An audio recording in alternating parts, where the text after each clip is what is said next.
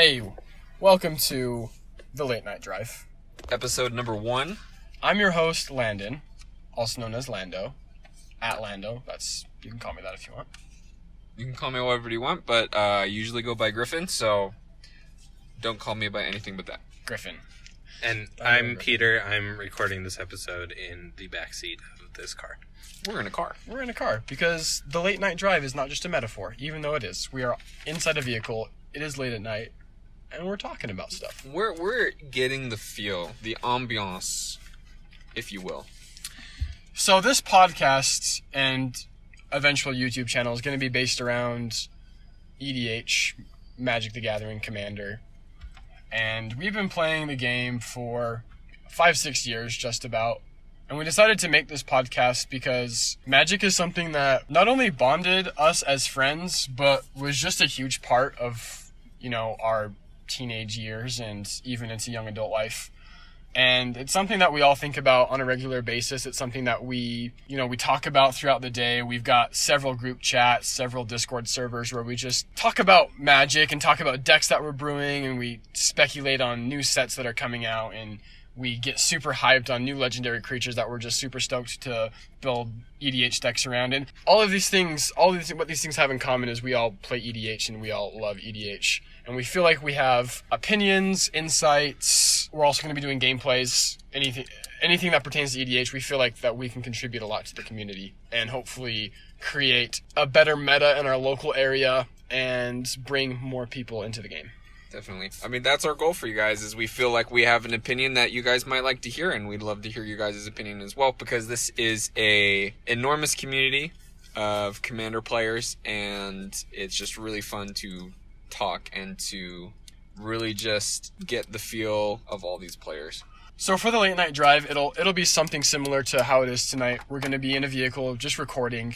Not driving while recording, because we felt that was maybe a little precarious. A little dangerous. But the idea of a late night drive for us invokes a sort of intimate feeling between the two people discussing and sometimes three people. I'm sure Peter has insights that he's going to want to share, and we love his opinions as well, because he's... I feel very intimate with you right now, Peter. Very intimate. He is a pillar of our play group. And...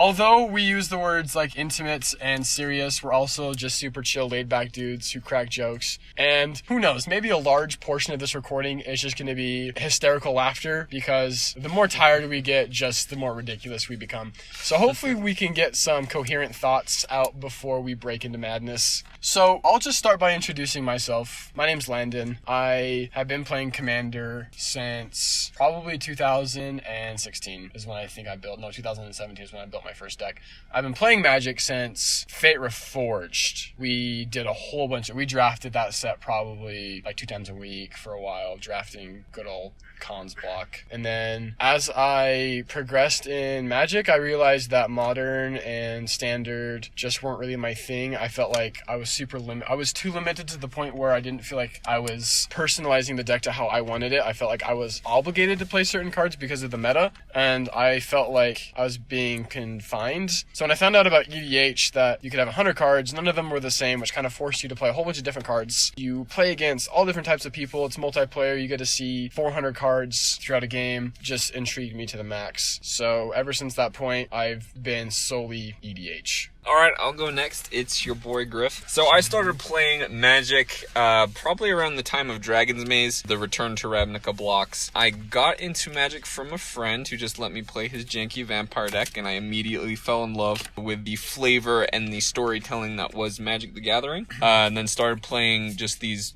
weird modern decks that I would build after getting just fat boxes from my local game store. And then I think it was about 2016, I got my first pre-con deck for EDH, which at the time, it was the Dragons deck. That was the first one I'd ever played. It wasn't mine, but one of my friends let me borrow it, and it was the funnest game of Magic that I've ever played. And ever since that, I have fallen in love with Commander and have just been in love with brewing and being able to share my personality as a player by an 100-card deck that is different from everybody else's. Awesome. And, Peter here. I got into Magic shortly after I was growing tired of the Pokemon trading card game that I grew up playing competitively. You nerd. all of my friends were moving on to this cool new Magic thing. It's pretty cool. And I was not good at it. It was right around Innistrad that I started picking up cards of my own. And then I had those cards for a long time, but I was not playing for a couple of years. And then Griffin here, he convinced me to come back during A draft. It was for Rivals of Ixalan. I remember okay. that. You opened up Vraska. Yep. So jealous. So, Relic Seeker? Yeah. Yeah, that's a good one. So that got me back into playing Magic, and then we started playing Commander. I didn't have any real command. I had one Commander deck that was really bad. It was a Boros. It was. You can stop there. Yeah, it was bad. Landon does not like Boris. We'll just get this out of the way right now. And, Stop there.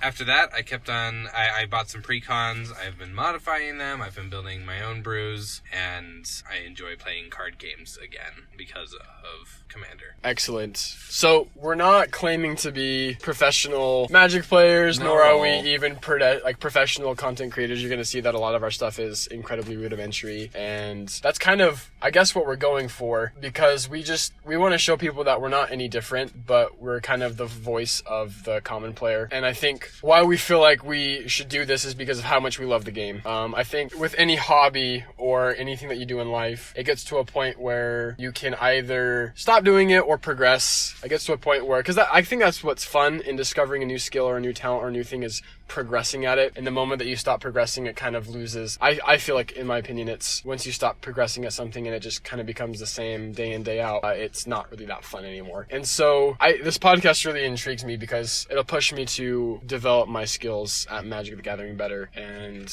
I just feel like I have a lot of things that I'd like to share and talk about, and it's nice to have a platform to share it on, and hopefully a lot of other people think the same, and we'll tune in and we can create a community, and we can maybe eventually even meet with a lot of these people that listen to our podcast and play with them and develop lasting relationships. I mean, it's just so cool how much we have at our fingertips nowadays. Goals and dreams. Goals on and dreams. Episode 1.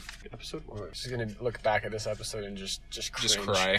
No, we're just gonna cringe at every second of it. Like, All right, so let's quickly just go around to let you guys know our favorite decks at the moment, because obviously we're EDH players. We have decks, or pet decks, you could say. Landon, tell us about Kess.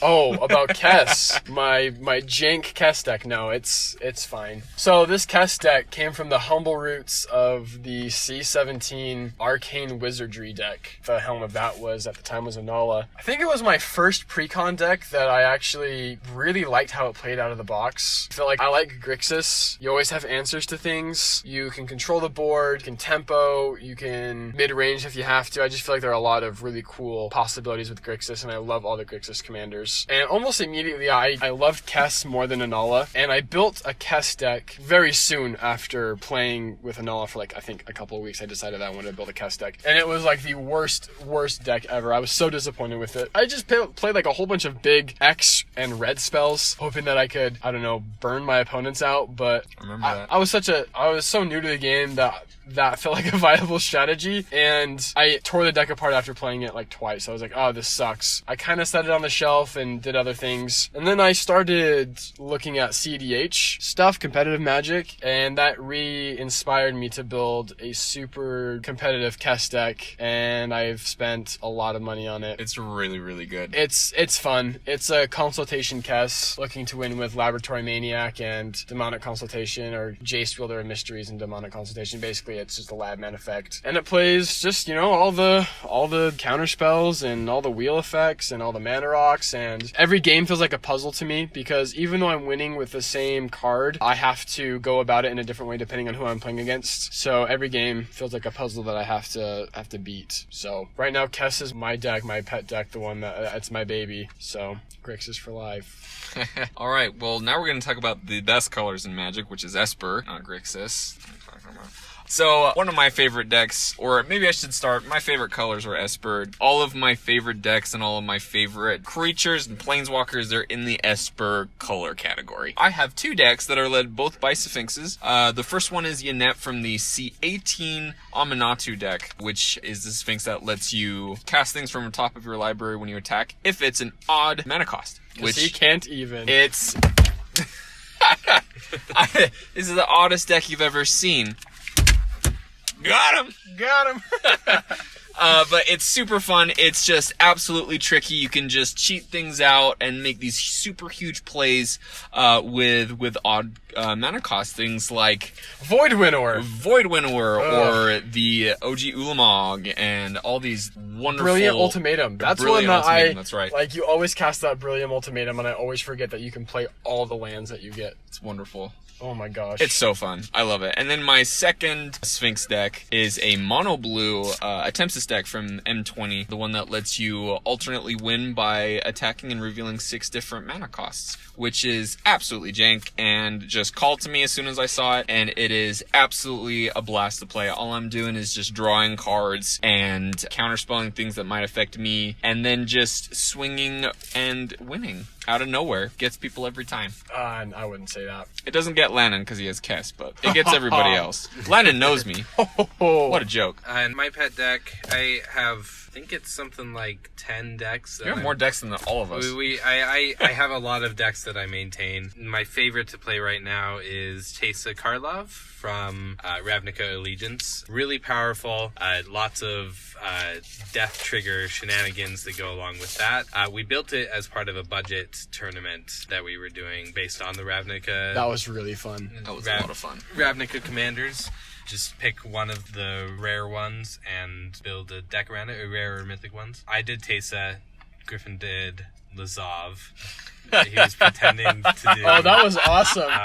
Tristani. He was pretending to do Yeah, Tristani he had Tristani in the time. card sleeve. And then when we reveal our commanders, he's like, I'm playing Tristani, okay. And then turn 1, he plays down like a Dismal Backwater, and we're like, what? And then he pulls out Lazov, and we're like, oh, Tim. That was the most Griffin. Demir thing that I've ever done. Oh my gosh. And then you played Nikia, right? I played the Centaur. Yep. I don't think I adhered to the budget. Not at all. No, I think I completely blew through that. Yeah. Yeah, Landon is a cheater. Interpreted the budget to be you have to spend less than $100. Yes. But he didn't spend more than $100. I didn't, no. He just used cards that he already had that were really expensive. Because I'm that guy. It's okay. I was playing red-green and I couldn't play non-creature spells, so I felt like I could do that. You felt like you were the exception. I was the exception. No, I'm just kidding.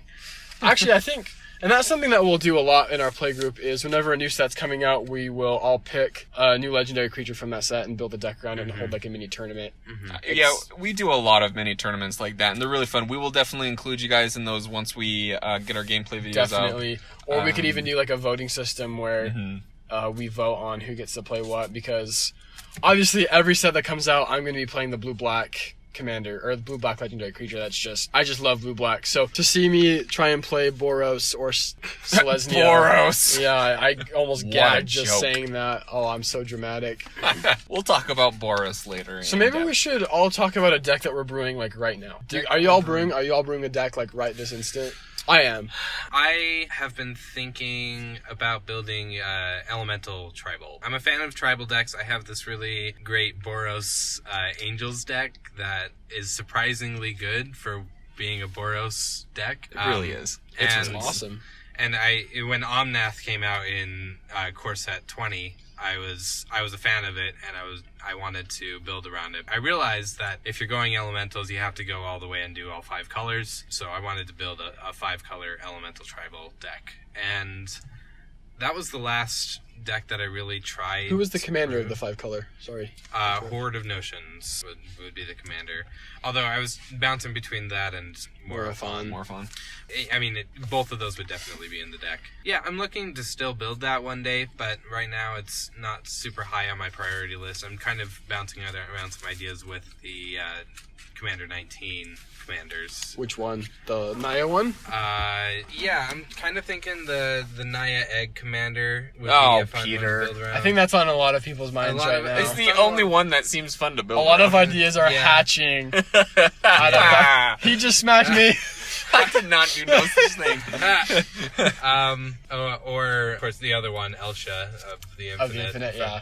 The Jeskai deck. Both of those look really fun to build around, so I'm kind of bouncing ideas there, seeing if I want to explore them or... We will be talking about C19 We will be later in the talking about it podcast. later. We'll be But covering that. what are you building, Griffin? So, I love the idea of Outlaw. The idea of just putting a goblin bombardments in your deck and populating a bunch of eggs and shooting people and then dropping Eldrazi's or big dumb creatures. Like, that just seems like a lot of fun. But the one that I've recently looked at and have been excited to build is a Riku of Two Reflections deck, which is the first teamer that I've ever thought of building, but it seems absolutely fun to be able to copy spells and make tokens of creatures that you cast. So I'm having a lot of fun thinking about ways to abuse that and just getting a lot of value from that. Teamer is a color combination we don't really play. No, not at all. No. That's super underrepresented. That's kind of why I wanted to build an elemental deck based off of Omnath, because it was just something that we new. hadn't done in our playgroup. Right, Yeah. but then it turned into a 5-color deck, and it wasn't really following that route anymore. But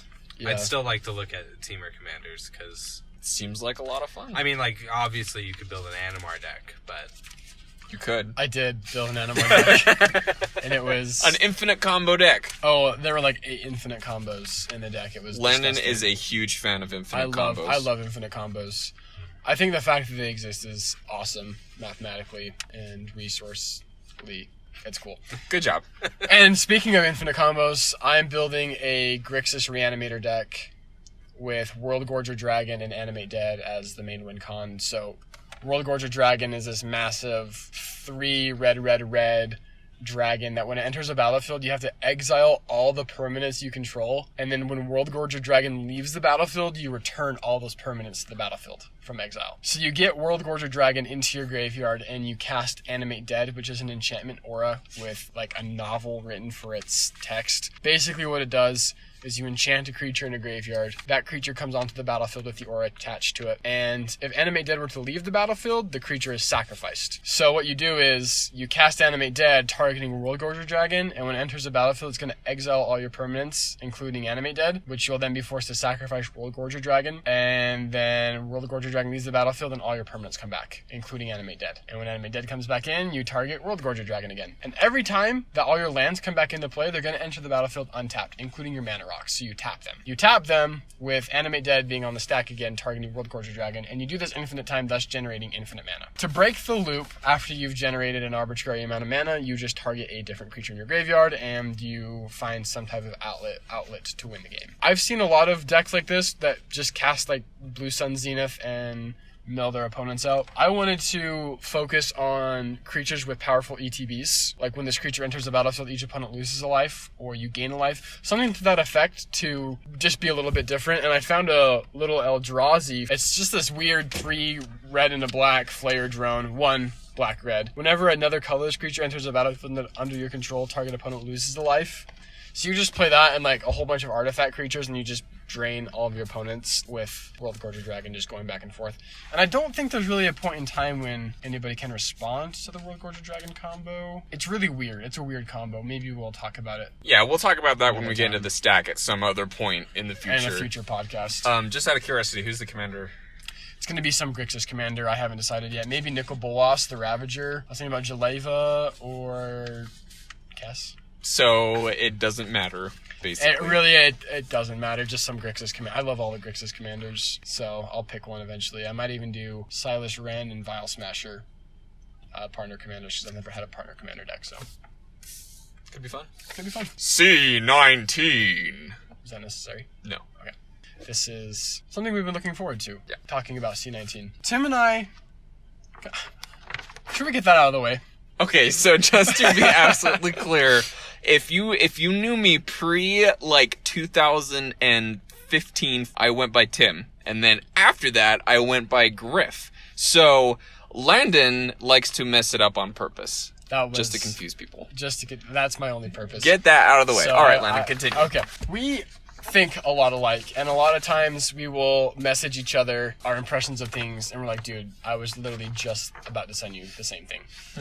And we both felt like C19 was severely watered down. Yeah, when we first saw the C19 commanders come out, it was very underwhelming seeing the commanders.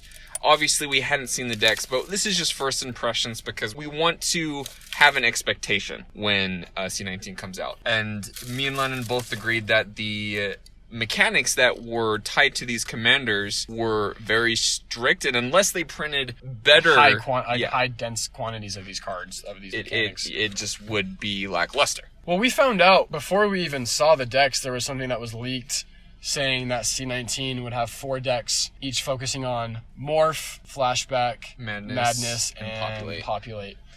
And I was like, okay, I guess that could be cool. I didn't really know what to expect because there's already a really good Morph commander, Animar. It just seems like for every version, every one of these mechanics, there's just a strictly better version. When I say strictly, I mean Animar can be built so many different ways than Cadena can. You can build an Animar deck and it doesn't have to be focused on Morphs, but Morphs are still good in Animar. In Cadena, you want to... And the Sultai deck, sorry, I should have explained that. Cadena is the Slinking Sorcerer from the Sultai deck, Faceless Menace, that lets you cast a Morph for free every turn. Yep. You get a draw card. And that's great, but she wants you to play all Morphs and as many Morphs as you can, whereas in Animar, you can be playing a couple and they're still good. Right. And they're still helping Animar out. So just to get out there, obviously we're not new players, and these products that come out every year that Wizards of the Coast releases are meant for new players.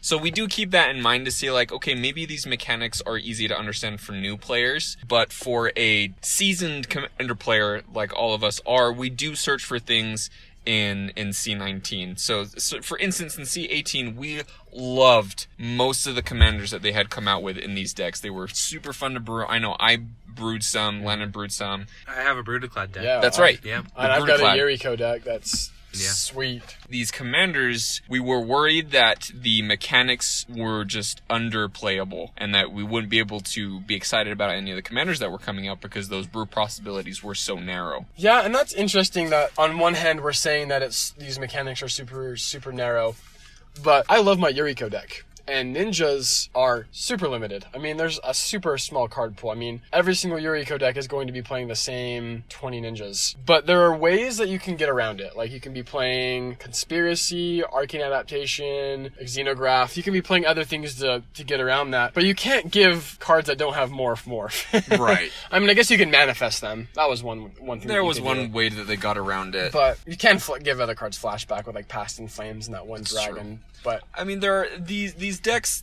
Obviously, they were going to have some cool things that went on. I just, for me, there was, except for maybe Anya Falconwrath, the Madness Commander, I wasn't necessarily stoked for any of them. Among all the commanders? Among all the commanders. So that was first impressions. This is before we played the decks, and this is before we even saw the deck lists. That's kind of how we felt.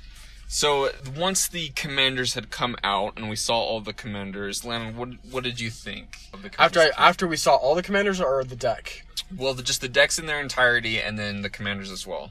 Well, I didn't really pay too much attention to the Naya one because I wasn't really interested in it. And I didn't really pay attention to the Madness one either because historically I don't really care for Rakdos. But I was actually pretty excited about the Jeskai one. After I saw the deck list and I saw the other two commanders, I don't care for the wall. I mostly just care for Elsha. I like that ability, being able to cast the top card of my library. I feel like that is more open than Savine, who is the face commander of the Jeskai Mystic Intellect.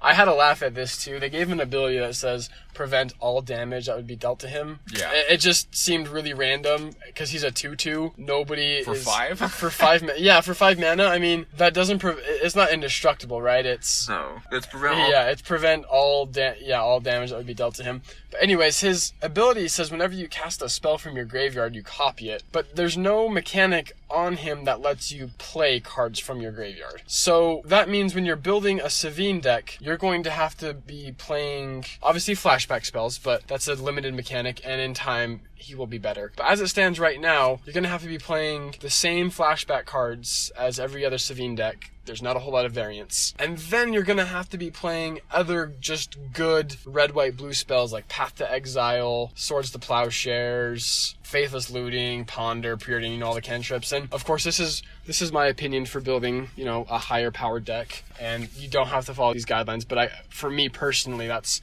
how I would build it. And since he doesn't give you a way to cast those spells from the graveyard, but you still want to get value out of your commander, you're going to have to put other cards in the deck that let you play cards from your graveyard. It was stretched a little bit too far. Yeah, and that's a powerful ability, don't get me wrong. When you actually are able to do it, great. Like that, you're getting some value. Elsha, on the other hand, she lets you play cards off the top of your library. If they're not a creature and they're not a land, you can cast it at instant speed. I just think that's so much better. It's so much more open. Feel like there's more strategies within the realm of artifacts, enchantments, planeswalkers than than just being able to find ways to cast spells from your graveyard.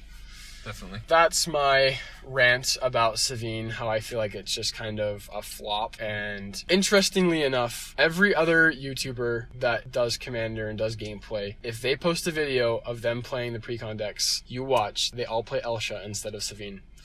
Every single one. They all will play Elsha over Savine because I feel like Elsha should have been the face of the Mystic Intellect deck. In fact, it made more sense to have her. Even though she doesn't even care about flashback. You can cast your source. A lot of the flashback cards are also sorcery. Mm-hmm. I think that's worth mentioning because you can cast those sorceries at instant speed with Elsha at the end of your opponent's turn and then flash them back during your turn. I found that to be something really, really, really cool. I will also mention that Savine's ability isn't just that you copy spells from the graveyard, but it's only the first one that you do in the turn. Oh, it's worse than we thought. Oh, does it really say that? Mm-hmm. It's the first spell? the first instant or sorcery you cast per turn. Your graveyard. When I saw cast from your graveyard and no way on the card to return cards from your graveyard, Right. it just... We were very underwhelmed by Savine. Especially because he costs 5 mana. Mm-hmm. He's a 2/2. Mm-hmm. I don't know. It's just... Kess felt so much better as a spell-slinging deck because she lets you cast the spells from your graveyard. Now, again, of course, this is our opinion as seasoned Commander players. Landon and I have played these decks thoroughly against each other, so we do have some experience playing with these decks. However, Landon did play Elsha as the face of the Commander. So as far as Savine as a Commander, we don't have any experience as the Commander. We'd be interested to see what you guys have been able to pull together with Savine, but for us, we've definitely pulled Elsha much higher than Savine. And just from my experience with the gameplay of the Jeskai deck, most of the flashback spells, I wouldn't really... copying them would not nearly be as much value as being able to play them at instant speed. Right. A sorcery that destroys an enchantment in my graveyard at sorcery speed just is far less useful as it being on top of my library and being able to be cast at instant speed. I feel like it's a more interactive gameplay, and I like interaction. I like being able to respond to what my opponents are doing. I feel like Savine is kind of... has a fancy facade of being a super cool powerhouse. When you really look at the flashback spells, they're just kind of underwhelming. Like, one of them, you draw 2 cards and discard a card at random. Okay, draw 4 cards and discard 2 cards at random. I don't know, I just... underwhelming. For me, I got the Faceless Menace and the Populate one, which I'm forgetting the name of. It's like Primal Genesis. Primal Fury? In your backseat. Oh my gosh. Primal Genesis. Primal Genesis. I was right. Score 1 for me. All right. But as far as those decks go, the Faceless Menace one, I liked the idea of Cadena. I really did. Although Morph as a mechanic was a little bit underwhelming, the face of Cadena to be able to draw cards and get discounted was extremely appealing. Especially with secret plans. And there's a card in the deck called Secret Plans that gives you a card for facing up creatures, and with Cadena on the battlefield, you are always having a full hand, discarding back down to 7 every single turn. It's really enjoyable to play. However, what I feared and what the deck unfortunately lacks is the morphs in the deck do not give you enough advantage to let you win. There is 2 cards in the deck that might let you win, and those are pump effects like Overwhelming Stampede, which gives all your creatures +X until plus X until end of turn, and where trample, X is the greatest power amongst creatures. Yeah, if you have 5 creatures on the battlefield and one of them's a 5/5, and that's the strongest creature, all your creatures are going to get +5/+5 until the end of turn. And trample, which is relevant. Which, that's a great way to win in something like a Populate deck. I was a little bit disappointed that they didn't make any interesting ways to get around having to just swing out with a bunch of creatures, because you're not making as many creatures as the Populate one, and you're never going to be able to make as much creatures as the Populate one, because that's not your goal. Your goal is to morph and get advantage and use attrition with the morphs that you have. So the good thing about the deck is that you're drawing a lot of cards. You're getting very interesting, secretive, interactive plays that you wouldn't normally get. And the downside is that there's just no way to win besides just pumping up your whole team, which I believe is a very, very disappointing way to put that in, especially when you have a Populate deck, which is really good at what it does. The Populate deck has Gired as its commander. Hold on, just yeah. I want to ask about the other 2 commanders in that deck. Volrath. That's right, Volrath and Rayami. Yeah, Rayami. All right, yeah. Obviously, I wasn't interested in those because I didn't talk about them. But the Volrath is, I believe he is 2 in Sultai. Yeah, that's he's green, blue, black for a 7/5 legendary creature. This is Shapeshifter. Shapeshifter. At the beginning of combat on your turn, you put a -1/-1 counter on target creature, and you can pay 1 generic mana to make it a copy until your next turn of a creature with a counter on it. Yeah. Landon and I had different opinions about this when I first saw it. It did not excite me at all, especially because the text reads that it's only until end of turn. Until your next turn. Until your next turn. Yeah. And then you have to find ways to get counters onto things, and it was 5 mana. I didn't have any excitement for that one. Landon, did you have any builds on that or for Volrath? For Volrath, did you have any ideas? I might at some point. I think it's cool. I like that it puts a -1/-1 counter on things every turn. You could do that. I like that it becomes a copy until your next turn, and it still is it still remains a 7/5. So basically, it just takes the really cool abilities of creatures that your opponents have. So if you copy a Sphinx with flying, or a creature with double strike, or even a creature with infect, I think that's cool. And you can target your own creatures with it. You can target any creature. It just has to have a counter on it. I think a 7/5 for 5 mana is just a good card. You can activate it at instant speed. His ability to become a copy of things, so you could use it defensively. I think it has potential. I'm not going to be brewing it for a while because I've got other decks I want to focus on. So. And then the second one, her name is Rayami, and I'll just go ahead and read the card for you guys because there's a lot on it. Rayami, First of the Fallen, is 1 generic and Sultai, black, green, blue for a 5/4 legendary creature vampire. Okay, maybe vampire potential.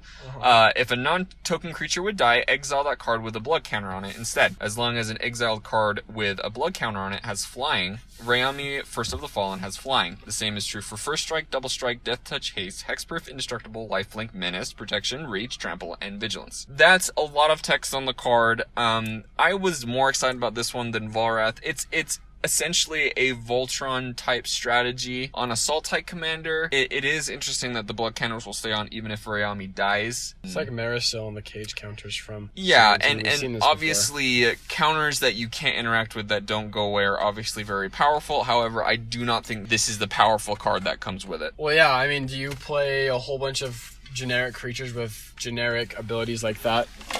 Or do you hope that your opponents play them? I just don't think it's consistent. Or the payoff. I mean, she's a 5/4. She doesn't get any power buffs, so maybe if you can find a way of pumping her up and getting Death Touch or, Double Strike or something, or Trample. Definitely. I just don't think it's worth it. Yeah. I'm interested to see what you guys have built of Rayami. It didn't call out to me, but made it called out to you. And it's cool that it shuts off death triggers, which that's somewhat relevant if you play against people that have annoying death trigger decks. I mean, Kalidas, Trader of Get, which is 2 black for a creature that essentially does the same thing, that exiles creatures when they die, is a very powerful effect that does hose a lot of different strategies. Moving on to the Populate one, I thought the Populate one did exactly what it wanted to do. It's a populate machine that is able to get lots of creatures out, and its aim is to just swing out and win. I feel like Garred is a fine commander. However, in the deck there is a card called Tristana, and that is just a infinitely better populate commander. It is populating on a stick that you can do every turn without attacking, while Garred you have to attack. It is only green and white, however, I do not think that the inclusion of red really does anything for the populate strategy in the first place. You do have Jared's Belligerence, which is the new red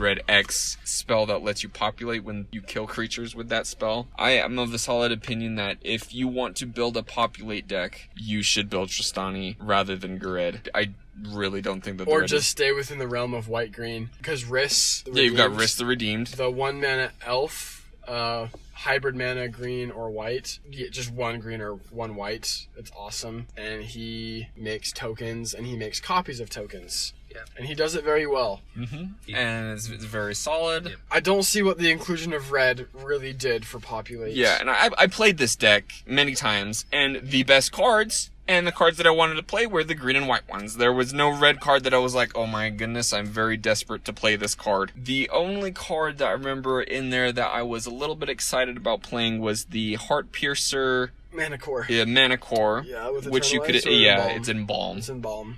Which is a very good mechanic for Populate, and that was a lot of fun. However, yeah, I just think if you're going to build a Populate deck, just go with Tristana or another one of those green-white Selesnya commanders. As far as the other two commanders on there, the first one, which is Outlaw, I am actually very excited to build around Outlaw. I think that she is actually a solid commander, however, not necessarily a Populate commander. So Alta Polani, she is a 1 and Naya, which is red, green, white for a 2/3 legendary creature human shaman. And she has an ability on her that says 2 and tap to create a 0/1 egg creature with Defender. Second box reads, whenever an egg you control dies, reveal cards from the top of your library until you reveal a creature card. Put that card onto the battlefield and the rest on the bottom of your library in any order. Well, there you go. That is obviously a very powerful effect. To be able to cheat out huge creatures is, at least for me, very appealing. I do believe that this is a very good commander that many people are excited to build about. In fact, most of the people that I know, this is the first deck that they're going to build of all of these, either this one or Elsha. So I think this one is definitely a flavor win. This one is awesome. You have just a lot of possibilities that you can do with this. It's not necessarily a populate deck. You can populate, but it's more just a big dummy deck that wants to get big creatures out. Marisi, Landon and I talked about this a little bit, about how it's interesting and it could be playable to be able to grow your opponent's entire board, all their creatures. Depends on the meta. It really does. It depends on who's in your play group, which decks they're playing. Something that's cool about Commander is you don't have to play the same deck twice in a row. In fact, Peter mentioned that he has several decks. I've probably got 10 to 15 EDH decks constructed right now. And every game is different. Every game we all play different commanders, and it's cool to see how different decks stack up against each other. And I think Marisi stacks up really well against other decks that are playing lots of creatures. His ability so whenever a creature that you control deals combat damage to a player, you goad each of the creatures that player controls. Which, yeah, I mean, that can be very powerful, because you're essentially just setting yourself up for the next turns, because if they You're are protecting goaded, yourself. Yeah. So they can't attack you. They have to attack a player other than you. And the thing is, they have to attack. So that means that they're going to have to tap their creatures out. And that means on your turn, you're going to have a whole bunch of open players to swing at again and hopefully goad their creatures. And like I said, that's really only that great if you're playing against players that are playing a whole bunch of creature-based decks. And I'll say it right now, I play more competitive. I play more combo decks, and I try my best to follow the CDH meta, because that's the type of Magic that I enjoy playing the most. So for me, Marisi just wouldn't really do that great in the meta that I play, because it's just kind of a slower strategy that doesn't win super fast. So, Landon, go ahead and talk about the Menace. So, I found that the Madness one was the most fun to play. I just liked playing it. I liked Anya. She was the one I was most skeptical about, and the one that I was most wrong about.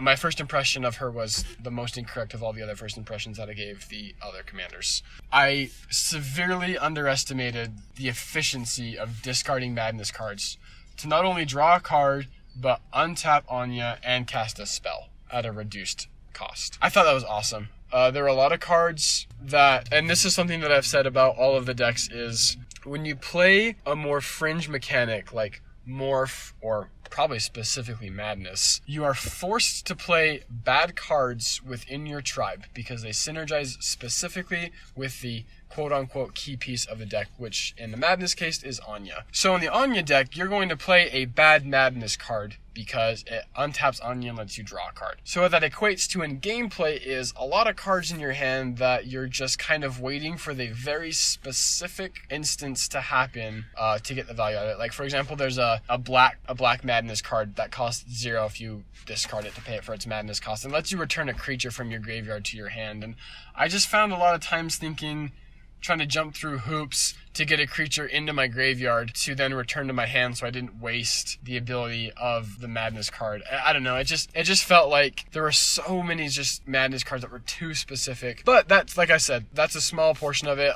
Overall, I really enjoyed Anya as a commander. I feel like I was able to do some really weird turns where I casted 4 or 5 Madness spells, and I just kept untapping Anya and doing all these weird shenanigans. The other two commanders, Chain or Nightmare Adept, I liked playing him in the 99. Whenever I casted him, I was always able to do something the turn that he came out, able to reanimate some type of creature. I think he's fine as the 99. Maybe I'll have to look into how he does as the commander. I think that there is some space to brew there. He's not as limited as as Anya. And the other one, Griffin, I think is his name. Griffin. Merciless Predator Captain. I think he's just bad. I don't know. Shout out to Josh from the Command Zone for wanting to build this. I'm actually really curious what you thought was really good about this. I guess he sees something. He is probably has a lot more experience. Not probably. He does have a lot more experience than me. He's much more wise. So maybe he can get together a super cool deck list. But I think overall, if you don't enjoy the deck or you don't enjoy the strategy, it doesn't. That's all that really matters. Is choose the commanders that call out to you. Yeah, absolutely. And none of these. I mean, Elsha called out to me. I really like the Elsha commander deck that I'm brewing, and I'm not really gonna brew Anya. I think it's just fun out of the box. I feel like we should probably talk about Crick at some point in time. Everybody's talking about Crick. I think he's overrated. Just straight out with Honestly, it. I've been seeing posts in CDH forums and on Reddit and on YouTube calling for Crick to be moved directly to the top of tier lists and how his mechanic is broken and that it was a mistake to ever print Phyrexian mana again on a card. But I think you have to look at the Phyrexian cards that already exist, and you'll see that a lot of them are in blue. Thinking specifically of Gitaxian Probe and Mental Misstep, which are both banned in Modern. And that's because 2 life to look at somebody's hand and draw a card is so much better than paying 6 life and 4 generic mana for a 2/2 creature that lets you then dump even more life into spells that if they get countered, then you just lost all that life for nothing. You got no value out of it. I did play against a Crick deck recently. Looking at Crick face first, you think, oh my gosh, this looks awesome. He's broken. Yeah, you can cheat these mana costs. Phyrexian mana bad. The deck that I played against was very good. The ability to be able to cheat mana cost by paying life it's very good in the casual format. Obviously, coming from a competitive standpoint, there's just better ways to get about that. They're better mono black commanders. Yeah, mono black commanders. Yeah, that's... However, in the casual standpoint, it looked like a very fun deck to play. He was able to cheat mana costs and get lifelink and get things that he could gain life from, and he was just able to facilitate his board faster than most people were, and I thought that was very cool. So as far as Crick as a commander, I think he is a fun build round. I think you guys will have a lot of fun building it. However, I don't think that it is as broken. I use the word broken because that's what the community has been saying about it, is that it's broken, and it's not broken. It is very, very good, and there's a lot of fun things that you can do with it, but it's not broken.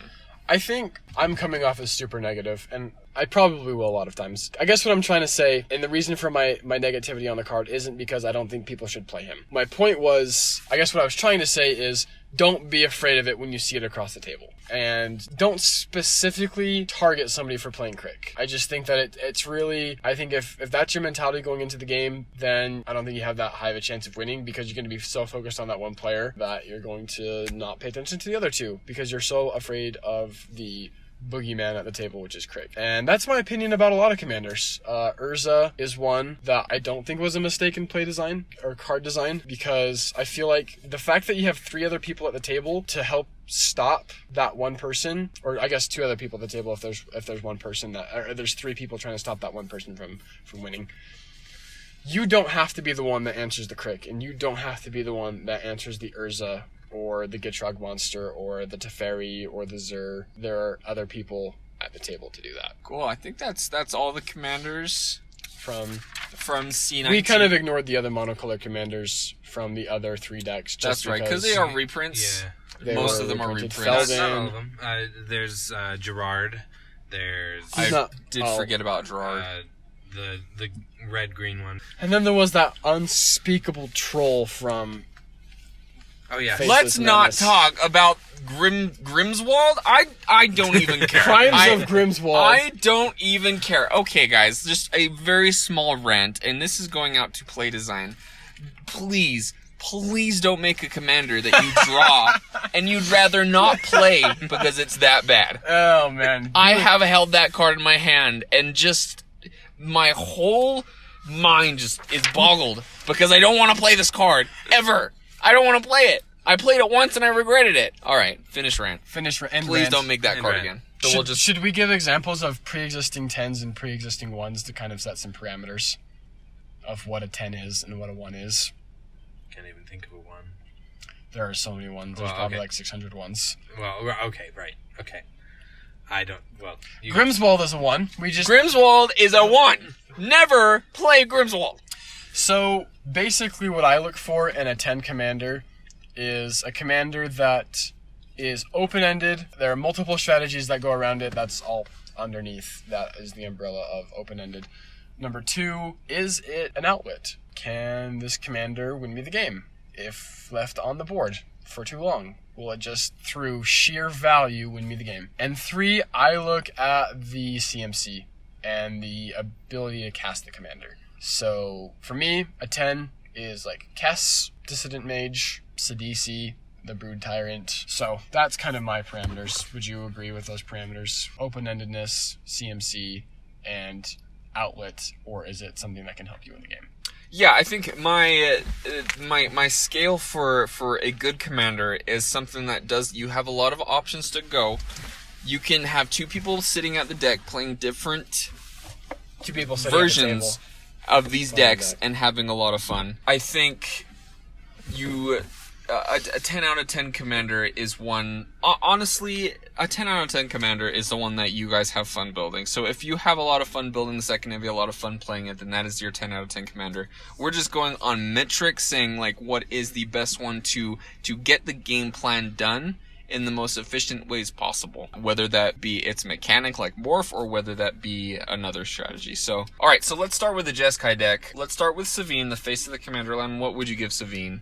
Like a 4. 4. I would give Savine... Maybe a 5. I'd give Savine a 4. Yeah. I think the reason why I give him a 4 is you have to really split the cards that you play in a weird order, because you have to be playing a lot of instants and sorceries. So I think that alone is kind of awkward, because you have to be playing a lot of instants and sorceries, and then you have to be playing instants and sorceries that let you cast instants and sorceries from your graveyard. You can't even play instants and sorceries that let you return instants and sorceries from your graveyard to your hand. So I really feel like the fact that he doesn't take any damage at all is just weird. I don't know why they put that on there. I would trade that for an ability that lets you cast an instant or sorcery from your graveyard. Because there's a blue-black commander called Drownu, the Lich Lord, and he costs 5 mana, and when he you can tap him to give an instant or sorcery in your graveyard flashback until the end of turn. I feel like that's just a better version of Savine, because Savine can't even give an instant or sorcery in your graveyard flashback. So kind of sad. Yeah. So we'll 4 Elsha then. Elsha. So you gave Savine a 4 as well. I gave Savine 4. I will give Elsha a 6. I think, obviously, Elsha is better than Savine. And I say better just in the way that there's more opportunities to do things with that. And well, yeah, it follows those guidelines. Like, you don't have to be playing just instants and sorceries. You can play an artifact deck. You can play an enchantment deck. You can even play Super Friends. Because you can cast your planeswalkers at the end step of the opponent right before you. And instead of having to survive on the battlefield for a full turn cycle, that Planeswalker just has to survive on the top of your deck, which is a lot safer. And then you can cast it and get value out of it. So I would give her probably a 7 or an 8, because she actually does meet 2 out of the 3 guidelines. Her CMC is a little high for a competitive commander. Usually you're looking at the 2 to 3 range, 4 range. And there are commanders that cost more than that in the competitive meta, but they're usually in colors that can ramp really fast. And Jeskai just is not really, or red, white, and blue is not a color combination that has a really easy time ramping. But she does have an infinite combo. Well, kind of. There are ways to combo with her. I won't go into those. We'll go into those another time. okay. But with the Sensei's Divining Top, and if you have a crap ton of mana, perhaps even infinite mana, you can draw your entire, or play your entire library with her. So that's really cool. So possibilities. Yeah, there's possibilities there.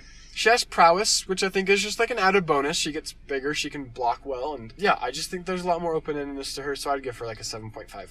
7.5. Maybe an 8. Cool. So, and her art is amazing. Her art, seriously, It's I will beautiful. give her a 10 just for the art. So let's go with the Promacon. Sky's Promacan? Rampart. Promacan? Promacan sounds Big like mac and cheese? sounds like an Autobot. Promacan. Promacons, roll out. So what do you think of Pramacon Patch of Sky? Patch of Sky. Patch of sky. Big Patch of big sky. Big. Big B-I-G-S-K-Y. Cloud in Sky. Cloud and Sky. It's legendary. It's really hard to think of that in my mind as a legendary creature. It really is. What backstory? I mean, is this wall sentient? Could I have a conversation with this wall? Okay, we're getting deep into the psychology This is of like what an is existential. Panharmonicon. So Panharmonicon, I would give as a commander. Geez, I don't know, a 4. I think I was a little bit disappointed with Panharmonicon at first. But, after watching some deck techs, I think that there is a possibility. It is a 3-mana commander, so you need the Jeskai colors. However, to be able to control the tides of combat and be able to influence that... It's not really controlling, it's more like funneling it. It's funneling, and I think there is opportunity to be able to do fun things with combat. I don't think Jeskai is the colors to do that. I think you should add green in there if you want to really do something to control combat. Ooh, make it goad. Make it goad. There's another thing that goads. All right, cool. I think the we problem with figured it out. Panharmonicon is there's really no value that you get out of it.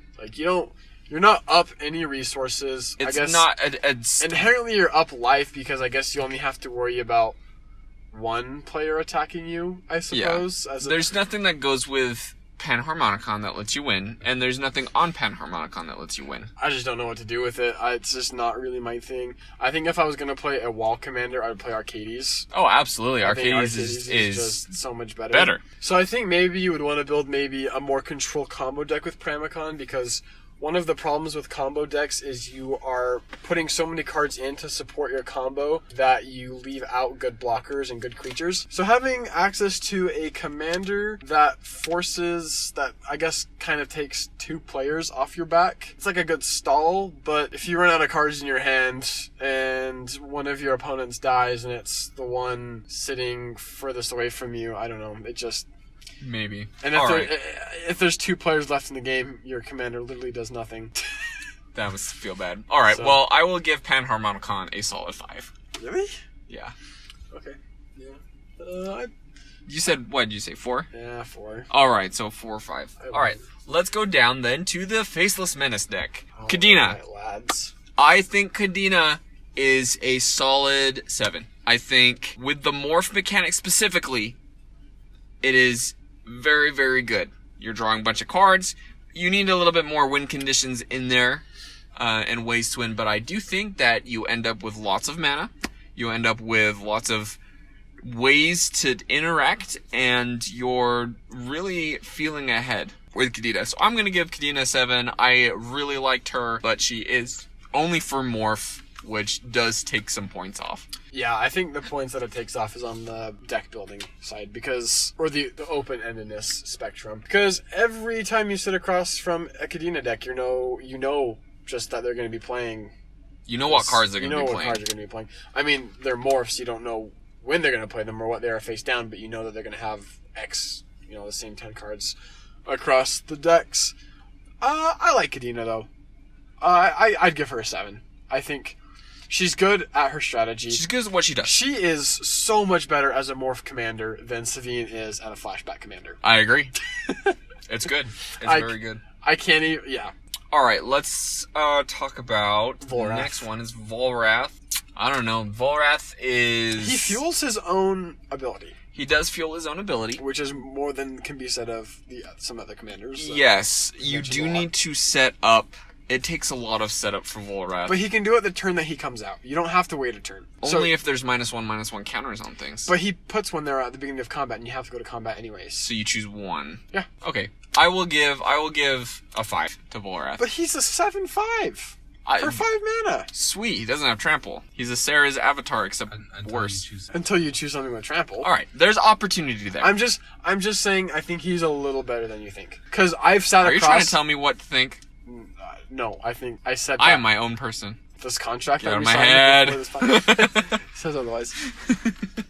Just playing across from Volrath is kind of scary because it's like making. What's the game plan with Volrath? How do you win? Plan? You win by commander damage? Do you win by attrition? You can. If you swing at somebody 3 times with him, you win. So you make it That's unblockable. Good.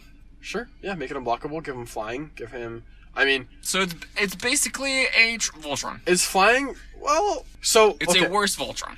I don't think it's a worse Voltron. I think you can play a better Voltron deck because the problem with Voltron is a lot of times you're getting 1 for 5s. You just put 5 ores on your creature and your opponent just made you sacrifice it and you just lost 5 cards and they played 1 card.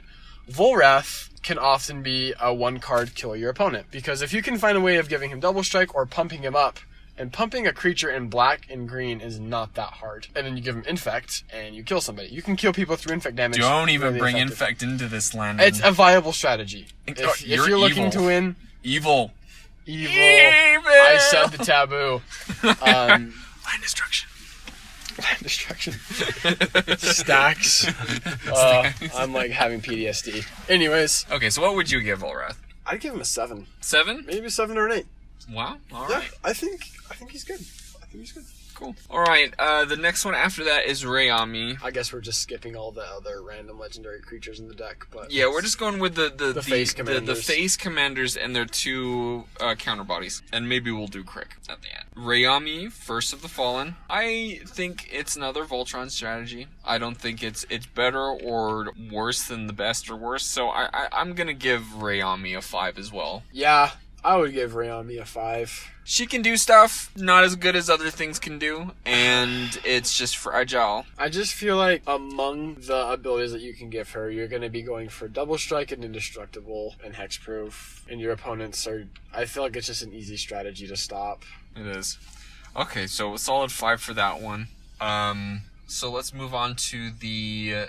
Populate deck. Geared, I think it seemed really good playing against the other commanders in the C19. As itself a commander in the wide variety of commanders, I do not think Geared is good. I think that it's comparatively he's not as good. Comparatively it's a lackluster. So I'm gonna give Geared a 6 simply because in the realm of C19, if you're playing all the decks, Geared will pack a punch. So I'm gonna give Geared a 6. You know, at least he feels his own ability. It's true. He makes the thing. he makes a coworker Rhino and he populates. So that's more than can be said of Savine. I'm just going back to that. That's just Savine is just absolute PTSD. I'm just saying that because I had the highest hopes for the Jeskai deck, and I was just really let down by Savine. Anyways, I would give Geared probably a 6. The thing is, this is gonna sound weird no matter how I say it. I think he would be better if he was just white-green. That same ability, but with white-green. And maybe, yeah, Just play Tristani. Just plays Tristani. No. That's the fun part about Commanders, brewing, having the freedom to play the colors that you want. If you want red in your populate deck, go for it. Do it. We're not here to. I'm not telling you what to do. We're not the fun police. We're not the brew police. Just don't play Griswold. The police that you want. And actually, I think this vein of thought. I'm going off on a tangent here, but this vein of thought is we all play Commander for different reasons, and we said at the beginning of the podcast the reasons why we play Commander, and you know we all fall on the spectrum of a certain level of competitiveness. And there are some games where you just want to play your Naya populate deck against your other friends' homebrews. That sure, are there more viable commanders than Geared for populate? Yeah, of course. I mean Tristani. Are there more viable morph commanders than Cadena? Yeah, Animar, the one that makes all your creatures cost 1 generic less for each one encounter on Animar, so you can play all of your morphs for free, all the time. So, and that's not the point. That's not the spirit of Commander. The spirit of Commander is letting players brew freely among all the colors that they want. Sounds so poetic and so beautiful, and then things get really bad when you start playing against each other and trying to rip each other's throat out. But Atla, I like Atla a lot. I think that face first, she just sounds really fun to make. You can cheat mana costs, and at the same time, you have a commander that fuels its own game plan. I think Atla Palani is a solid 7.5. I like her build, and I think there's many different ways you can go with that in Naya. I would go 8 or 9, honestly. 8 or 9? Yeah, I think she's really cool. No, sorry, I just forgot. She doesn't have blue in her mana cost. That is the only requirement to get to 10. Do you have blue? Are you playing blue? Okay, sorry, it's a no for me, lad. I think she's cool. She does feel her own strategy. She does make eggs. I'm wondering if there's enough eggs that you could play in the deck, because I feel like Atla's going to get killed a lot. I think she's going to struggle from the same perspective that Prime Speaker Vanifar did from Ravnica Allegiance, Prime Speaker Vanifar was a blue-green elf wizard that you can tap her and sacrifice a creature to search your library for a creature with converted mana cost equal to the creature that you sacrificed +1. So if you sacrifice to Vanifar a 2-mana creature, you can go find a 3-mana creature. And basically when people see that powerful ability, it just paints a target on that commander, and you're going to find that games are going to go relatively the same as you cast your commander, and by the time it gets to your turn again, somebody's killed it. Then you cast it again for 2 more, and then somebody kills it, and then you cast it again, and before you know it, you're just playing a game of commander where you're literally just playing a commander and nothing else. So I mean, possibly. There's fun things to do. I mean, you could just get Alta Polani out, and there's no way for you to kill your eggs yet, so maybe people aren't scared, and you just populate those eggs. You get maybe 6 eggs out, and Atla dies because people can see that you're now doing things. All you have to do is on 1 turn drop a Goblin Bombardment and Atla again, and just shoot all 6 of them, and you can... If you are revealing 6 creatures and putting them onto the battlefield, and you've planned your deck right, you will win that turn. But is Goblin Bombardment the only red free sack outlet? No, I think there's others. That's the first one that comes to mind. Like free sack outlets. I mean, you've got things like Astronaut's Altar, you've got Phyrexian Altar. There's plenty of things that you can use just to sack your creatures. I suppose. It's fragile. Alright, so it's pretty good. It's probably one of the best in my opinion of these new ones. But let's move on to Marisi is a solid 5. She is a solid 5. Okay, let's move on to Anya. Landon, your opinion of Anya. In a Madness deck, I think she's probably a 7. Do we have there are no other Madness commanders, nothing really else to compare it to. I like that she's 3 mana. I think she's the cheapest of the commanders, CMC wise. And she has haste. Yeah, we were talking about this. If she didn't have haste, she would be unplayable. I think the reason why Anya is so fantastic is that Anya gives to Rakdos what Rakdos does not have, and that is being able to react instantly to things.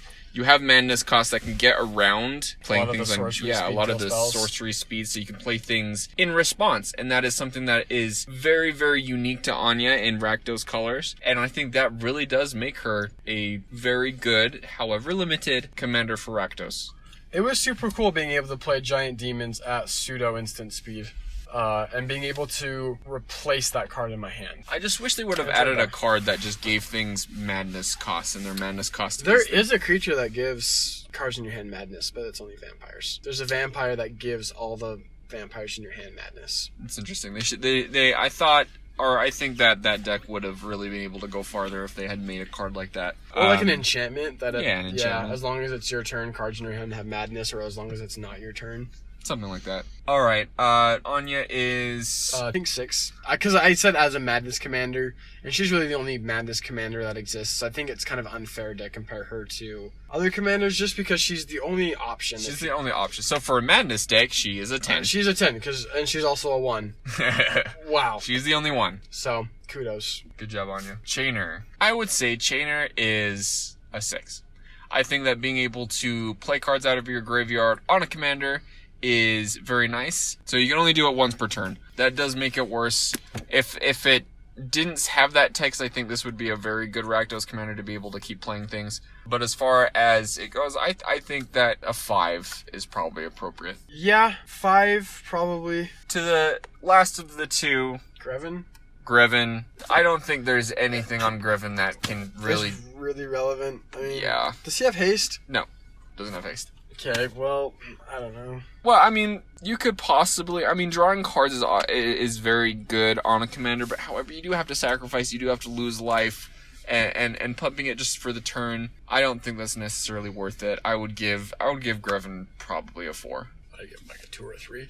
2 or 3. He suffers from the aggro syndrome in Commander, because he wants you to play a very aggressive deck, and the problem with aggro is a lot of the cards were designed with a 20 life total parameter set in mind, so you're trying to do 20 damage to your opponent. In Commander, you're trying to do 120 damage to 3 different players. Yeah. So aggro, just the cards were not designed for commander, and I think Griffin wants you to play super aggressive decks. You're gonna have to be playing a lot of low-costed, really disposable creatures. And yeah, you might get one opponent down to really low life total with him, but ultimately you're not gonna be able to generate. And maybe he's the answer to that by getting card advantage through sacrificing creatures, but yeah, I don't know if he is sufficient enough for that. I don't think so at all. All right, well, let's end off with Crick, because we have to, because everybody's talking about Crick. Landon, what is your rating for Crick, son of Yawgmoth? 6. 6? I would say 7. I would say a 7. I think he's very useful, and utility-wise, he has a lot of things on him. But again, not broken. So I'll give him a solid 7.